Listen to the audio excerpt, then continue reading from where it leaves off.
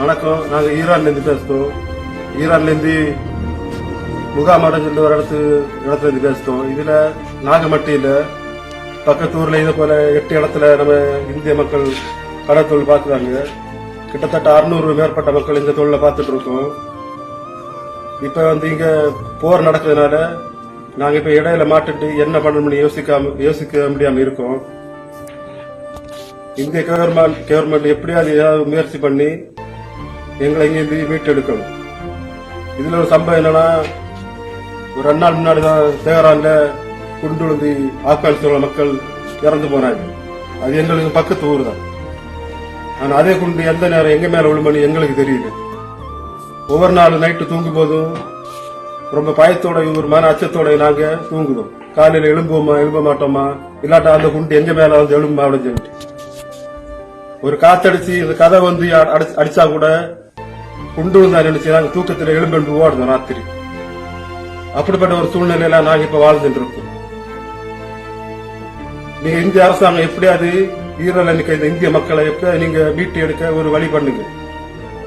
அதே மாதிரி பக்கத்து ஊர்ல கத்தார், சவுதி, துபாய் அங்கேலாம் நிக்க இந்திய மக்களை காப்பாற்ற மட்டும் இந்திய அரசாங்கம் முயற்சி பண்ணுதான். ஈரான்ல நிக்க மக்கள் இந்தியர்கள் கிடையாது. அப்ப இந்திய மக்களை காப்பாற்ற நீங்க முயற்சி பண்ணுங்க. சாப்பிட வழி இல்லை, இருக்க சாப்பாடை சாப்பிடுவோம். இது தீர்ந்தா அடுத்து என்ன பண்ணணும் எங்களுக்கு தெரியல. அப்படி ஒரு சூழ்நிலை நாங்க இப்ப இருக்கோம். இந்த மாதிரி ஒரு மனநிலையில நாங்க இருக்கும்போது நாங்க என்ன பண்ணணும் எங்களுக்கே தெரியல. எங்களுக்குள்ள ஒரு கேள்வி எழும்புது. அதே மாதிரி சாப்பாடுக்கு இருக்கிறத சாப்பிடுதோம், இல்லைன்னா என்ன பண்ணணும்? இந்திய அரசாங்கத்துக்கு ஒரு 4-5 நாள் முன்னாடி தான் நாங்க இங்கிருந்து இப்படி ஒரு சூழ்நிலை மாட்டி போனோம். எங்களை மீட்டெடுங்க சொல்லி இந்திய அரசாங்கத்தை நாங்க அறிவிப்பும் கொடுத்தாச்சு. அவங்களும் இன்னும் பண்ணுதோம், நாளை பண்ணுதோம் சொல்லி பதில் தவிர எங்களை காப்பாற்ற இந்திய அரசாங்கம் எந்த முடிவுமே எந்த ஒரு இது எடுக்கல, எந்த ஒரு ஆக்ஷனுமே எடுக்கல. அதே மாதிரி இதனால எங்களை என்ன பேசணும் எங்களுக்கே தெரியல. அந்த ஒரு குழப்பத்துல நாங்க இப்ப வாழ்ந்துட்டு இருக்கோம்.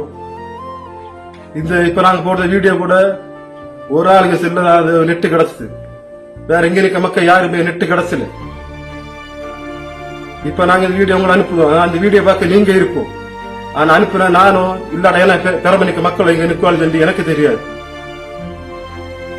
புரியுதா? அதனால எப்படியாவது இந்திய அரசாங்கம் எங்களை எடுக்க முயற்சி பண்ணணும். இந்த வீடியோவை நீங்க பார்த்துட்டு லைக்கோ கமெண்டோ பண்ண நான் உங்களை சொல்லல. இந்த வீடியோவை நிறைய மக்களுக்கு ஷேர் பண்ணி நாங்க இங்க நிக்கத வேற மக்களுக்கு தெரிவிச்சு இந்திய அரசாங்கத்துக்கு இந்த குரல் போய் எத்தணும்.